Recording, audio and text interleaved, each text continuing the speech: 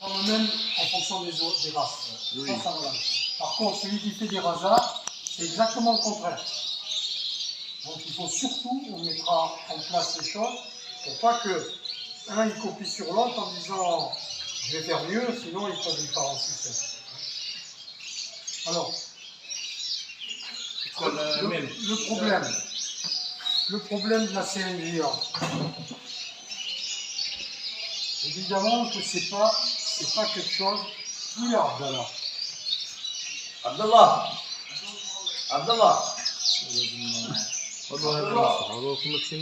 Un résumé pour que ça soit en même temps la synthèse de tout ce que je vais pouvoir vous expliquer et tout,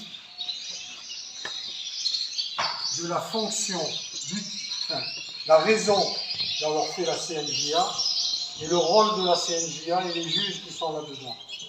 Voilà, il arrive. Je tenais à... Excuse-moi, mais je tenais que tu sois là, parce que c'est l'exemple type. Riyad, il travaille, il habite à Alger. À Alger, il y a les ferries, il y a les voitures qui arrivent. De temps en temps, les douaniers ils sont en vacances. Si j'ai un collègue qui est dans le nord de la Méditerranée, qui a une voiture pour descendre des oiseaux à Alger. Il y a du téléphone, on met les oiseaux dans la voiture, il va les chercher au port, c'est réglé. S'il y a 2, 3, 4 oiseaux, ça passe dans la voiture, 9 fois sur 10, ça passe comme ça. Et comme il habite à Alger, ça s'appelle le parisianisme. C'est-à-dire que lui, il a des facilités pour se déplacer, prendre l'avion, aéroport international, tatati tatata. Si on ne fait rien, eh bien, vous allez avoir quelques gars dans des endroits faciles. Et à Tipaza, on a rencontré un gars qui ne parle pas, qui ne dit rien, et qui apprend, et qui répond aux questions, qui répond aux examens. Au départ, on est passé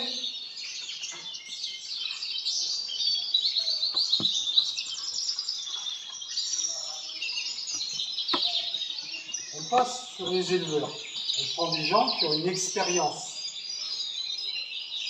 Riyad, il a 5-7 ans d'élevage. Moins. Lui, il doit avoir 3-4 ans d'élevage. La différence, c'est qu'un qui est dans une région facile d'accès, comme toi, Oran, pareil. Avec Wellings, avec ci, là, avec les charters, tout ça, tu vas avoir des facilités plus faciles que lui. Lui, de Tipaza, il a 200 bornes avant de commencer à parler. Alors, dans les statuts, d'où le fait de me les ramener, il est faux bien. Hein? J'ai demandé à Abdallah de les ramener. Il me les faut demain ou après-demain. Mais le problème, on n'a pas en France. On a en arabe. J'en ai pas. On a en arabe.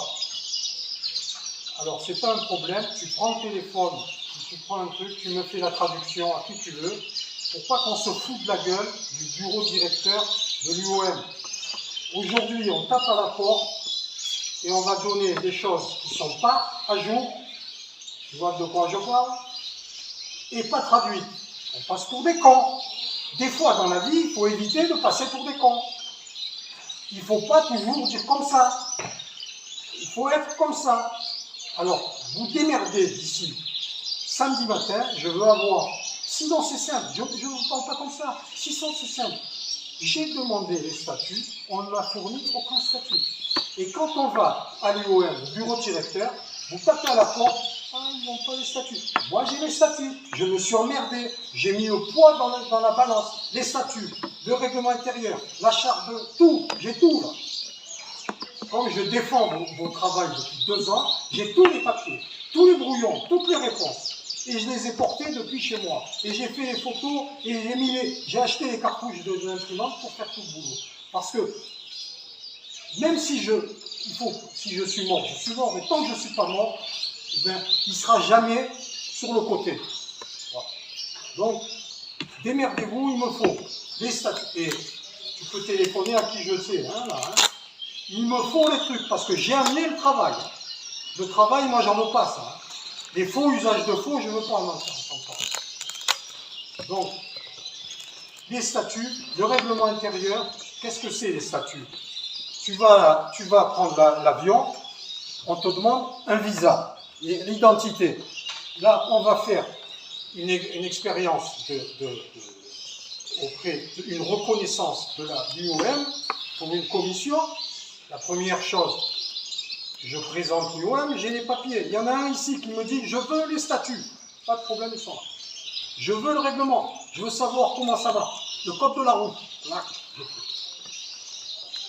Et là, ça fait 2 ans que je me bats là-dessus. Moi, c'est simple, j'ai pas les papiers, après 2 ans de demande, on m'a dit non, ça veut dire que je ne peux pas être plus royaliste que le roi. Je me bats sans arrêt, au bout d'un moment, ça épuise.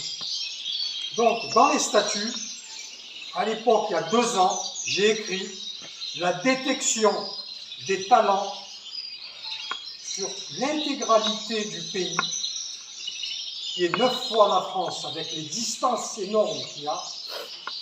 La détection des talents doit être prise en charge, protégée, pour éviter le parisianisme, pour éviter que ceux qui sont isolés, ça soit des cons de côté, ils ne représentent qu'eux, et ceux qui sont près de la capitale, c'est les rois. Donc on va à la fin, on ne fait rien. Dans 5 ans, il y aura que Mahmoud à Alger avec un truc ici, et les autres, ça sera les cons. Et les meilleurs, ils ne seront pas forcément à Alger, parce que ceux qui ont la passion, ceux qui sont investis, sont là. Il me faut les trucs.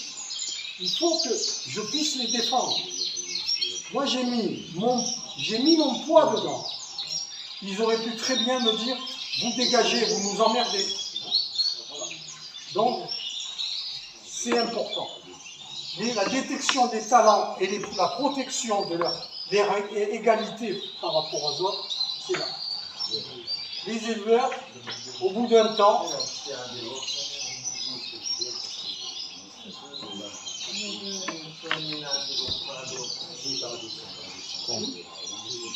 compétition. Compétition.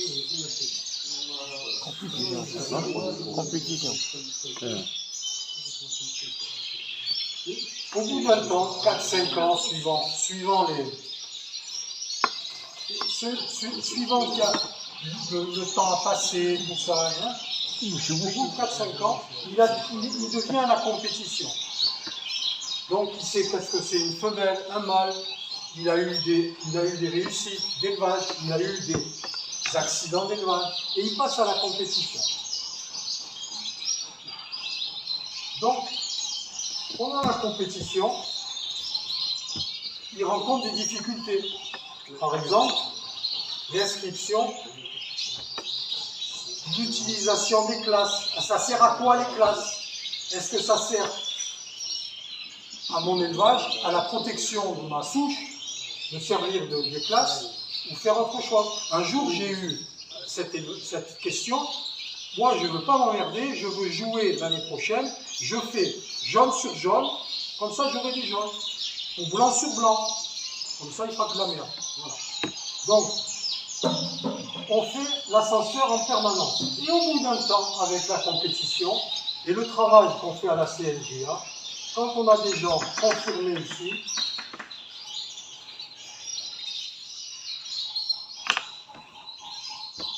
on passe au jugement.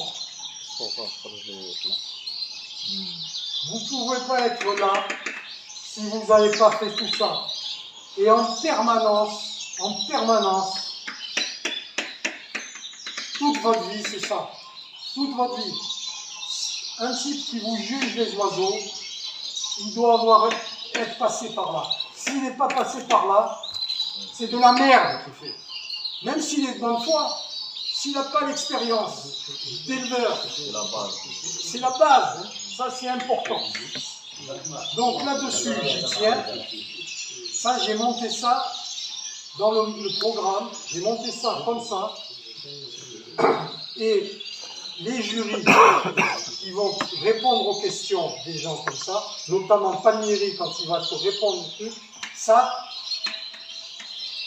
il l'a vécu parce qu'il y a 20 ans que je l'emmerde avec ça, 30 ans, et que de toutes les façons, il est complètement imbibé et complètement d'accord avec ce système-là. Et puis il y a d'autres choses. Comme tu es éleveur confirmé, comme tu réussis ton élevage et que tu fais beaucoup de jeunes, tu as dû t'apercevoir que tu as 30, 40 spots à faire là, 25 suivant ton élevage, jeunes à sélectionner. Et tu t'aperçois que sur ton stock pour la compétition, c'est pas forcément le meilleur que tu as choisi qui va être le meilleur dans le concours. Qu'est-ce qui se passe? Un oiseau que tu trouves bien, notamment dans toutes les races, c'est valable. Hein, par exemple, il y a une chose, c'est que les frisés parisiens et les adjis sont beaucoup plus nerveux que les oiseaux, comme les crestes, qui sont plus placides, ou même les nordiques. Donc ça veut dire, parce qu'il y a aussi ça, et lui il le fait, et il va avancer parce qu'il fait ça. J'ai accepté de passer l'examen sans préparation, parce que quand ils m'ont fait passer le jugement en classe de race, il y avait tous les éleveurs belges sur les Norvégiens ou sur les crestes. Stigman, il s'est mis à côté, il a passé la matinée, parce que c'est à l'anglaise, mâle, femelle, intensif chimère, hypo, etc. Les adultes, classes adultes, les jeunes, etc. 170 oiseaux pour la matinée. Et ce Stigman, quand j'étais allé chez lui, sur ses bordères, 10 ans avant bordères, oiseaux de compétition, il travaillait les failles, petits bordères, pour élever le centre de gravité sur les pattes, et il faisait ça. Tout ça pour vous dire, c'est fondamental. Le transport. La casquette. Ça c'est très mauvais. Parce que les oiseaux, ils n'ont pas l'habitude des lunettes noires. Au moment du jugement, il y a les lunettes noires, je peux te dire que ça doit être. C'était toi qui avais les lunettes noires. Ça, c'est très mauvais. Parce que les oiseaux, tout de suite. Même casquette? Casquette, je vois casquette aussi. Casquette short dans le... Là, là, pas sur le casquette, oui. Oui. Même la casquette, oui. C'est un truc. Eh ben, Les oiseaux, il y a un truc qui arrive. Ça, c'est permanent. Pendant tout ça, vous avez ça. Et j'ai appris un truc, que ce soit les spécialistes, comme lui quand il fait les jeunes. Comment? Putain, j'ai plein de oiseaux, et il faut que je choisisse, pas forcément le meilleur, mais ceux qui va gagner le concours. Comment je vais faire? Je vous disais tout à l'heure, l'étude du comportement des oiseaux. C'est valable pour tout. Pour les chiens. J'achète un chien pour faire de la compétition. J'achète un chien pour faire la compétition. Je le choisis où dans la portée? Comment je fais? Pareil, il y a ça. Normalement, c'est l'animal qui choisit. C'est pas le patron qui choisit. Donc il faut que tu aies, le feeling entre le stock. Et tu vas te dire, en fonction de ça, l'étude du comportement, je vais choisir pour choisir pas forcément le meilleur en valeur absolue dans l'élevage pour gagner. Peut-être qu'il va être nerveux à ce moment-là. Alors, j'ai fait l'expérience, toujours vécu, hein, toujours vécu. À une époque, j'avais beaucoup d'oiseaux. Et à l'époque, j'avais pour choisir 400 oiseaux. comment je fais pour choisir 400 oiseaux? À côté, j'ai 4 coupes de moineaux du Japon. Putain, on va dire, où il va truquer avec ça? 4 coupes de moineaux du Japon. Et à côté, ils faisaient des jeunes, hein, à la mitraillette, hein, parce que je leur donnais à manger comme pour les cresses. Hein. Ils faisaient, bon, il y en avait en permanence. Et à la fin, j'étudiais le groupe. Moi, j'avais le groupe à choisir pour le concours, et là, j'avais le groupe. Le comportement, c'est le même. Dominant, dominé. Les guetteurs des autres. Et a fortiori, sur les scots, ils doivent être calmes, le dos, les rémiges bien collés, et prendre la position. Donc, sélection, si je n'ai pas la position naturelle, éliminé. Et à la sélection, tu retrouves beaucoup d'oiseaux à la sélection. Les blancs, ils étaient plus nerveux que les jaunes ou les panachés intensifs. Et c'est pas le même éleveur. Ils te le disent. Donc, quand j'avais les moineaux, je regardais le comportement. Et c'est les moineaux qui me disaient, voilà, celui-là, il est nerveux. Je le mettais en cage. Allez hop, c'est pas la peine que je prends le nerveux. Et tu prends les grands éleveurs spécialisés qui font la même chose. J'ai réinventé Angleterre, Belgique. Et quand je vois le transport, comme je vois faire le transport à Tibaza, c'est comme si on était au temps des caravanes. Quand tu vois les autres qui arrivent en hélicoptère, et qui posent des oiseaux, l'hélicoptère silencieux, hein, silencieux, et qui les posent le même jour comme ça. Il y a 3 points. Imagine qu'ils transportent les Parisiens d'Oran ici, dans les mêmes conditions. Il n'y a aucun oiseau à 80. Aucun. Je peux l'écrire ou signer. Aucun. Donc, il y a plein de choses que je vous dirai sur le stress, sur le choix des cajots. Le choix des cajots. Par exemple, pour les frisés, ce n'est pas les mêmes cajots que pour les glossaires. Il y a plein de choses. Et ça, c'est toute la beauté de l'ornithologie. Et lui, il a la chance aujourd'hui d'avoir le pain et le couteau là. Pour le rattraper, il faut y aller maintenant. Hein, parce que, à mon avis, il court vite. Hein, il court vite. Voilà. Si vous avez d'autres questions, on passe à autre chose, il n'y a pas de problème. J'ai survolé les choses. Demain, ça sera dans le détail. Dans le détail. Si vous avez d'autres choses, il n'y a pas de problème. Mais le programme de la CNJA, c'est ça. Dans le jugement, vous aurez l'éthique que je disais, c'est très important ça. Les marchands du temps, tout ça, on n'en veut pas. Et dans les statuts de l'UOM, il y a la possibilité de refuser. Un type qui a une réputation où chaque fois où il y a des vols.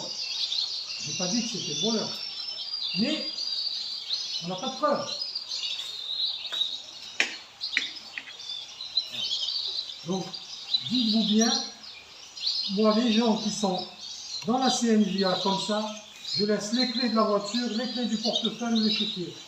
Ça marche comme ça. Sinon, c'est pas la peine. Sinon, on ne peut pas. Si on est obligé de mettre des gendarmes, c'est pas la peine. Il faut que c'est la même passion, il faut qu'on aille dans le même sens.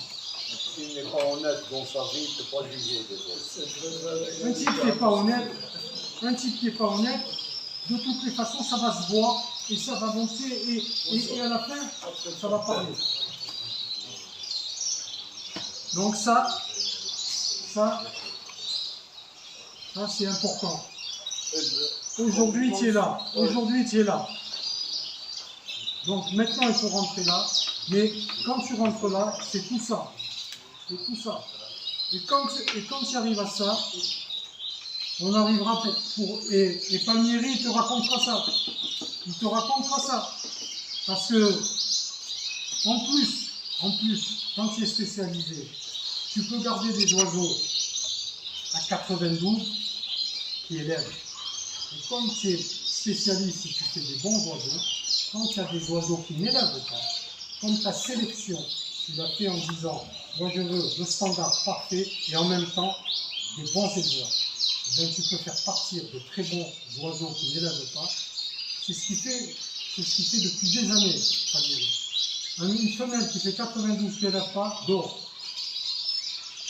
Après, je vous parlerai là-dessus comment les Italiens, ils ont dénaturé les souches en vendant des oiseaux qui ne savent plus faire le nid, qui pondent à côté, ils font du business, et puis les mecs ils ne font pas de jeunes.